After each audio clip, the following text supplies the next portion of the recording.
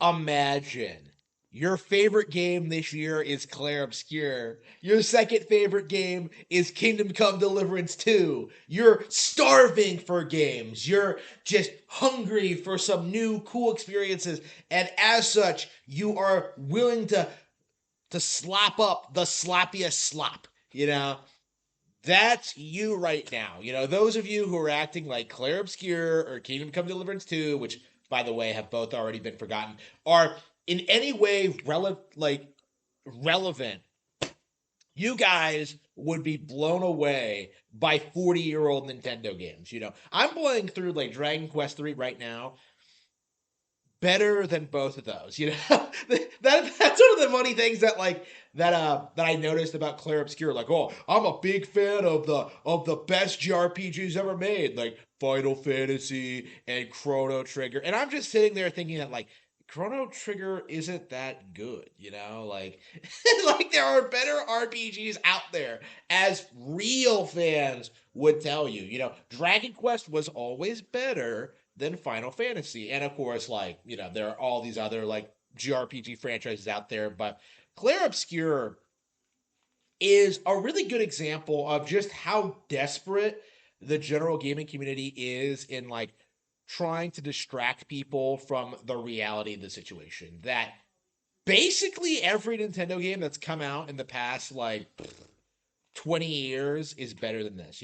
Right now, I'm playing games like, Yakuza Kiwami, Dragon Quest 3, Ace Attorney 3, all of which, like, can't really, like, a lot of them have, like, JRPG elements, right? Ace Attorney is kind of like, uh, a mystery game, but, like, all of them are better than Clair Obscur. These Nintendo Switch games, these games that are, over 20 years old in a lot of cases have held up their value far more than something like Clair Obscur. Like it's just the reality of it is that Nintendo is just better than the competition. And it's kind of sad to see people try and like prop up something like object failures like Doom the Dark Ages or everything else that's coming out while they keep doing this thing where they're just like, well, everyone's playing it on Game Pass. Like they keep trying to like pretend like, well, Angry Joe gave it a 10 out of 10. Like nobody cares. Okay, that's the reality of it. You can look through Angry Joe's like entire backlog of reviews this year. He's reviewed Clair Obscur, which he gave a 10 out of 10, and he gave Kingdom Come Deliverance 2 a 10 out of 10. The two games he played this year, he both gave 10 out of 10s, almost as if these games are being promoted through astroturfing campaigns and that they aren't actually genuine. Like the people who are like hyping these games up are influencers. Like you don't really see a whole lot of enthusiasm for these products outside of the outside of the influencer sphere. And in Kingdom Come Deliverance 2's case, like it had a lot of backlash for being like woke as fuck. So forgive me if I like don't take like people just bending over backwards to hype up these mediocre products all that seriously, because we are going to see next week that Mario Kart World is going to be bigger than all this, which is very very exciting to see. But like what's also going to be interesting is like how the industry tries to rally to downplay the success of Nintendo Switch 2 and of all of its launch window games. We kind of saw this with like a Fantasy Life 2 actually, where this game came out late May, very well received. People really liked it. It's like a bestseller on the eShop right now. It's like a fairly big deal, right? Among like people who are fans of it. Like who do you know who's even talking about Level Five's redemption arc? The fact that they actually managed to come back and produce like a game that's been this well received. Like for a lot of these people, they don't even know that Level 5 was a thing.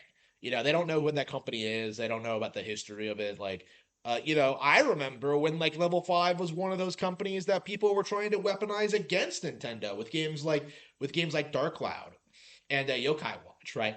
So I do think that's like the inevitable fate of Claire Obscure, of Kingdom Come Deliverance 2, of like all these mediocre knockoff, just like AstroTurf games, is that like they are inevitably going to get buried by random Nintendo games. You know, people like love to say that like Xenoblade isn't as popular as other Nintendo franchises. It's going to be bigger than Clair Obscur, you know?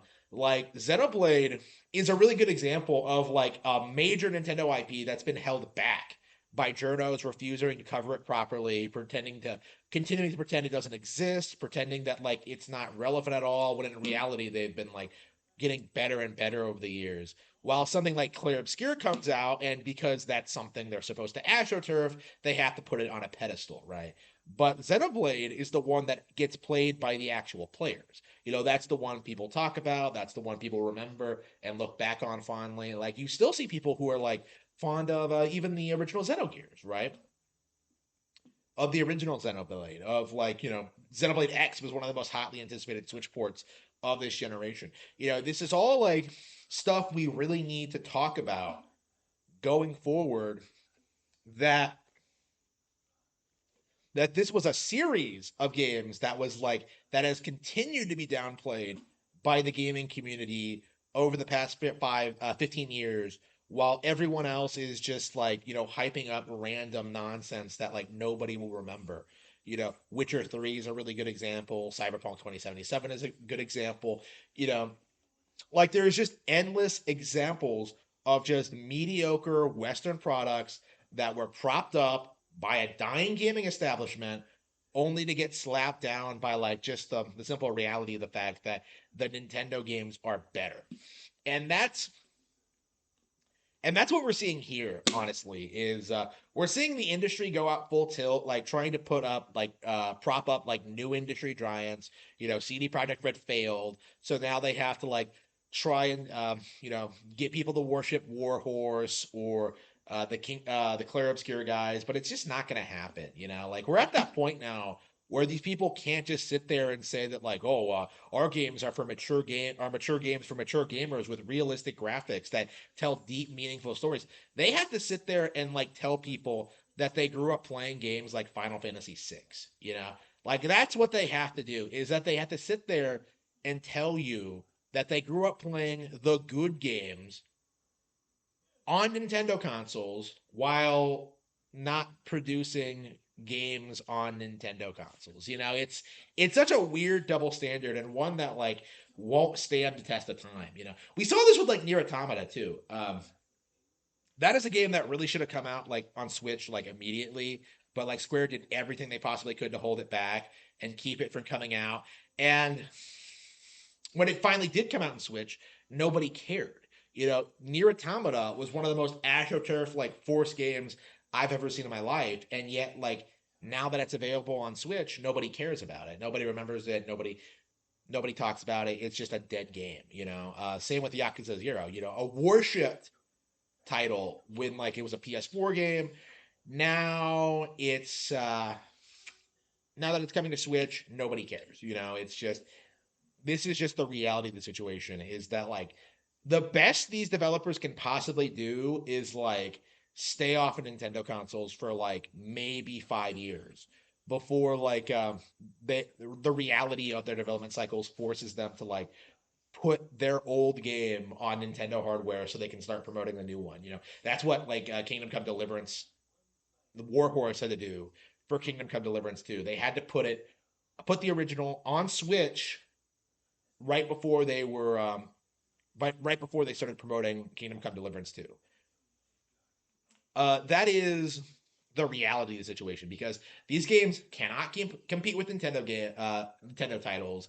They aren't relevant enough. They aren't good enough. All they have going for them is this idea that like the people who are buying and playing them are the sort of people who will never buy or play on Nintendo consoles ever. And this is like a dying minority of people, you know, people in their 40s who have been gaslit into hating Nintendo since they were kids, and they're all just uh they're all just falling apart and becoming ridiculous. It does need to be said that Nintendo has won the console war, and these kinds of astroturfing attempts, games like Baldur's Gate 3, games like Elden Ring, games like Hi-Fi Rush, all of these games have just completely failed to leave any impact whatsoever.